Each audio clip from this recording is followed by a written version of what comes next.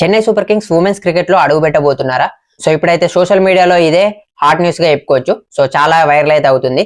ఇక మ్యాటర్ లోకి వస్తే చెన్నై సూపర్ కింగ్స్ ఫ్రాంచైజ్ కి అయితే టోటల్ గా వరల్డ్ వైడ్ 3 టీమ్స్ ఉన్నాయని చెప్పొచ్చు. ఐపీఎల్ లో సిఎస్కే గానీ, సౌత్ ఆఫ్రికా 20లో జోహానెస్బర్గ్ సూపర్ కింగ్స్ గానీ, అలాగే ఎంఎల్సీ లో కూడా ఒక టీం ఉంది సిఎస్కే ఫ్రాంచైజ్ కి. సో లేటెస్ట్ గా జరిగిన ప్రెస్ కాన్ఫరెన్స్ లో సిఎస్కే సీఈఓ కాశీ విశ్వనాథ్ అయితే తమ నెక్స్ట్ టార్గెట్ ఉమెన్స్ క్రికెట్ లో ఇన్వెస్ట్ చేయడం అని అయితే చెప్పిండు. సో ఇండియాలో డబ్ల్యూపీఎల్ క్రేజ్ ఎలా ఉందో మనం చూస్తున్నాం. సో ఇండియాలో ఐపీఎల్ తర్వాత సెకండ్ బెస్ట్ లీగ్ గా చెప్పుకోవచ్చు, అన్ని స్పోర్ట్స్ కలిపి చూసుకున్నా గానీ. అండ్ వరల్డ్ క్రికెట్ లీగ్స్ లో టాప్ 5 లో అయితే ఉంటదని చెప్పొచ్చు డబ్ల్యూపీఎల్. సో దీంతో సిఎస్కే ఫ్యాన్స్ అందరూ కూడా హ్యాపీగా ఉన్నారని చెప్పొచ్చు. ఆల్రెడీ చెన్నై సూపర్ క్వీన్స్ అని హ్యాష్ ట్యాగ్ కూడా వైరల్ చేస్తున్నారు సోషల్ మీడియాలో. అండ్ సిఎస్కే కి ఉమెన్స్ క్రికెట్ కి చాలా అనుబంధం ఉందని చెప్పొచ్చు. సో పాస్ట్ లో CSK owner X BCCI president అయిన శ్రీనివాసన్ అయితే ఉమెన్స్ క్రికెట్ ని అసలు ఎంకరేజ్ చేయలేడని చెప్పారు. ఉమెన్స్ క్రికెట్ ద్వారా ఎలాంటి బిజినెస్ అయితే జరగదు, ఓన్లీ ఐసీసీ రెగ్యులేషన్ వల్లనే ఉమెన్స్ క్రికెట్ ని బీసీసీఐ సపోర్ట్ చేస్తుందని తనైతే కామెంట్ చేసిండు పాస్ట్ లో. సో ఇప్పుడు అదే Chennai super Kings women's cricket లో ఇన్వెస్ట్ చేయడానికి ముందైతే వస్తుంది. సో టైం ఎలా చేంజ్ అయిందో చూసి కదా. సో దీనికి మెయిన్ రీజన్ చూసుకుంటే డబ్ల్యూపీఎల్ కు ఉన్న క్రేజ్ అని చెప్పి. ఐపీఎల్ లో ఉన్న ఢిల్లీ క్యాపిటల్స్ కానీ, ముంబై ఇండియన్స్ కానీ, ఆర్సీబీ లాంటి టీమ్స్ డబ్ల్యూపీఎల్ లో ఇన్వెస్ట్ చేయడం వల్ల